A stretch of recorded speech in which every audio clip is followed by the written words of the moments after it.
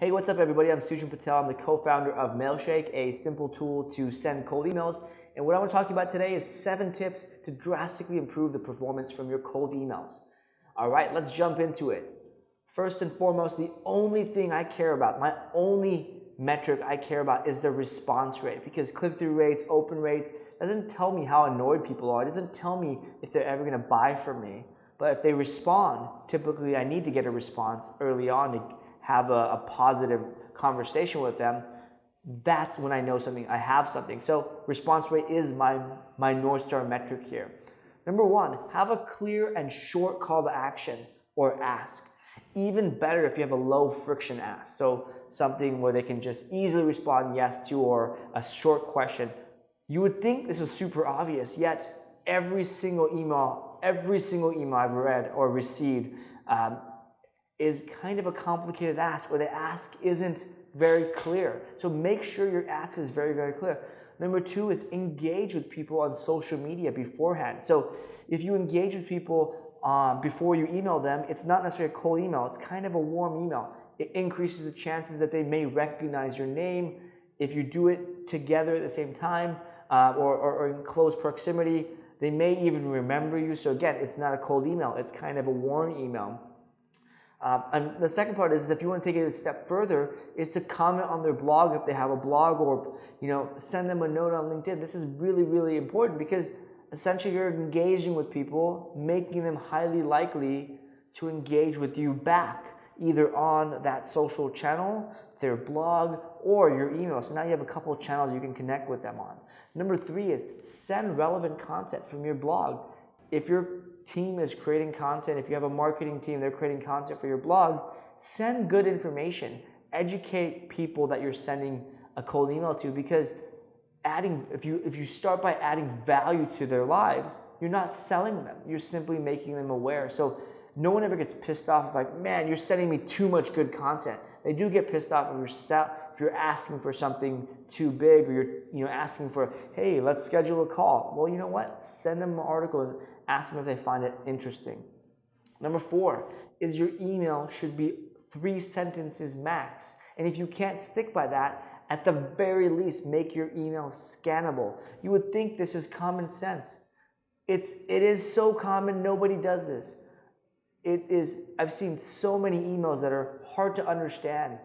Because I write for a lot of publications, I get PR pitches all the time.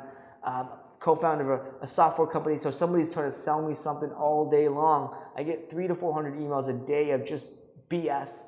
And none of those emails are short, scannable, to the point. Nobody ever educates me. Start there.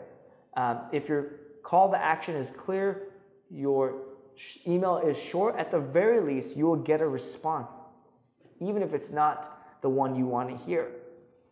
Number 5, to keep your email short, use your email signature for your social proof. Think about just like a landing page, right? You have your social proof, here's the logos of clients we work with, we have over 10,000 customers, blah, blah, blah, whatever your kind of proof is, use your email signature for that. Don't waste valuable space in your actual body, because that's the thing of like, if I'm reading an email, I'm reading it top to bottom, and like, who's this person? I scroll all the way, scan all the way to the bottom. Oh, it's this person. Okay, I'll finish reading the email, or delete or mark as spam. Or again, if they like what they hear and they like your credibility, well, they're going to respond to you. Tip number 6 is follow up, and don't just follow up with, hey, haven't heard from you. Where are you at? No, follow up with more content. Again, nobody ever gets mad at people sending them content or things of value, making them smarter. So follow up with more content, saying, hey, thought you might like this piece of content, was thinking about you the other day. If you send more educational content, the more specific, the better it is, the better ROI you're going to give your potential cold emailers. And frankly, they may not ever buy your service, but you might leave them with a good taste in their mouth. And my last tip is to write 25 subject lines for each campaign or each email you're going to write. This is a tip from the marketing side. I'm a marketer by trade. I publish a lot of content, and essentially for every single blog post I write 25 different headlines, or at least 5 or 10 that could help me kind of get my crappy ideas out the door.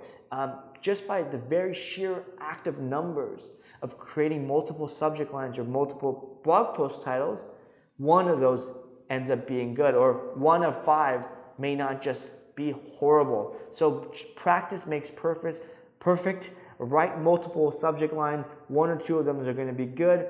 At the very least, they're going to help you weed out the bad ideas, and that's going to be much, much better than if you were just to write 1 subject line. And take it 1 step further. Start with the subject line. If you can say something clearly in a subject line, it will tailor the rest of your email. All right, guys, if you have any questions, leave a comment below, and definitely check out our playbook on cold emails, playbook.mailshake.com, and check out Mailshake if you want a simple tool to do cold emails.